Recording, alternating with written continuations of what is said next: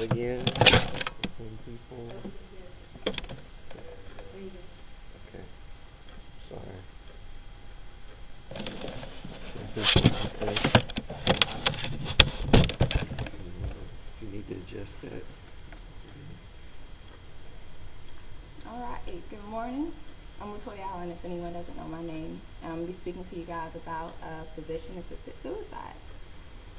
Think about lying in pain with no end in sight, or being diagnosed with Alzheimer's or dementia at an early age, or even being diagnosed with a terminal illness, knowing that it may spread throughout your entire body, causing you to lose substantial amounts of weight, lose your hair, or allow your family to watch you wither away.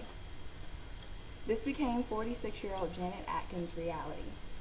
Diagnosed with Alzheimer's much too soon, Atkins refused to suffer. Being a member of the Hemlock Society, she was an advocate for voluntarily euthanasia. Next slide. She began to look for willing participants to help her end it. This is how she came across Jack Kevorkian and his suicide machine. Not wanting to waste time, she met him at a public park where she was hooked up to an IV, and he injected her with a lethal drug, and it caused her heart to fail within 5 minutes. Atkins would no longer have to worry about her future as an Alzheimer's patient. Jack Kevorkian was charged with murder initially, and the case was later dismissed because Michigan was indecisive about their views on assisted suicide. For many years, there has been a great divide between the people who agree with assisted suicide and just as many who don't. Next slide. Morality, ethics, and legalities all become factors. After all, deciding to end your life or fight a little longer shouldn't be taken lightly. Assisted suicide may sound barbaric, especially depending on who you're asking or what views you hold. But take a moment to ask yourself, how much pain and suffering can one take? Over 1 million people a year are diagnosed with a terminal illness, whether it be, next slide.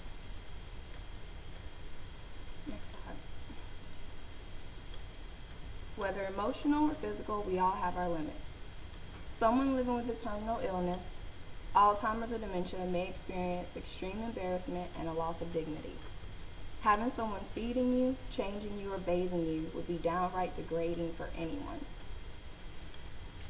I take it back to the point of having your loved ones watching you, or even participating in it themselves. In some cases, family members will help with the medical costs, a burden that can put them in unwanted situations and even cause resentment. The suffering of the patient and the family members isn't the only reason why an individual should be allowed to end it if they choose to. Think about the healthcare systems, already understaffed and lacking much needed resources. In 2011, Medicare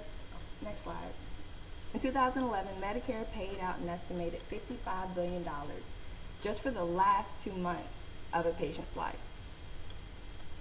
Not to mention the more time doctors and nurses would have to work on savable patients. The individual patient, as well as the physician, must ask themselves about their stance on this decision. It should not belong to an individual state nor the government. If the individual makes the decision to give up on fighting and agrees from a legal, ethical, and moral sense, then no one or anything else should matter. The American Baptists say that there should be an increased emphasis on caring goals of medicine which preserve the dignity and minimize the suffering of the individual and respect personal choice for the end-of-life care. I agree with this statement. If a person is competent, then who are we to tell them otherwise? Who are we to tell them that they have to continue suffering because we don't agree? Next slide. To my knowledge, there are only 3 states in the U.S. that have adopted this: Oregon and Washington with their Death with Dignity Acts, and Montana through the trial from 2009, Baxter versus Montana. All right, next slide. I hope. Next slide.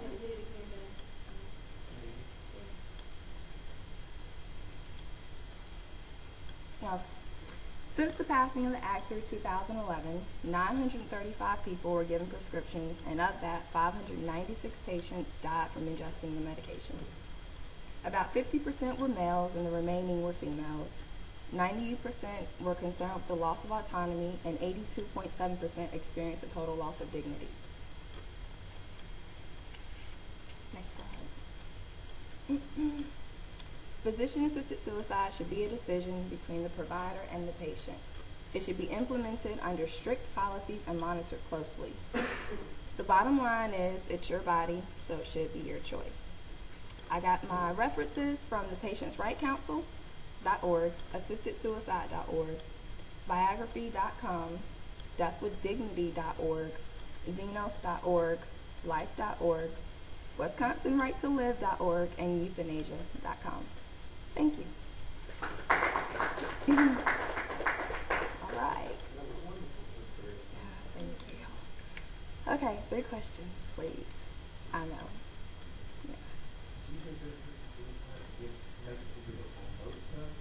No, I don't. I honestly don't. It really comes a point where you do get tired of being in constant pain or constant suffering, or if you're going to be diagnosed with Alzheimer's and you already know what your outlook is going to be. If there is nothing that they can do, and you see how you feel, you see how your family feels, why continue? I honestly, and you can continue to fight, but for the people that want the opportunity to let it go, it should be up to them. Do you think the physician or the caregiver is trying to play the role of God into those type of situations? No, I do not. That was one of the things that I actually struggled with for a second, because I do have my own religion going on. When it comes to Judgment Day, then, that's going to be up to them then. The caregiver, they're only giving you the medication. The patient will be injecting it themselves, and that's the laws with Oregon, Montana, and Washington.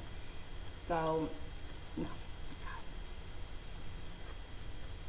Do you think that if it became a very effective practice, that the doctors who specialize in it would try to maybe push patients towards it or steer them in that direction?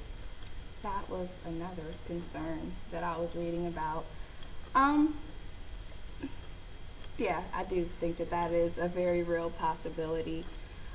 It shouldn't be for everyone. I definitely think you should go through a strict screening process and find out what your views. You cannot be biased in something like this if you're the provider actually giving the medication.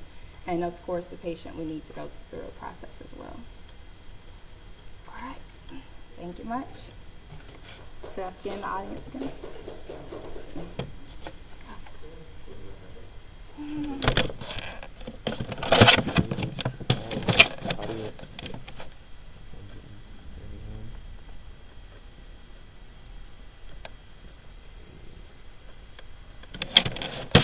Okay.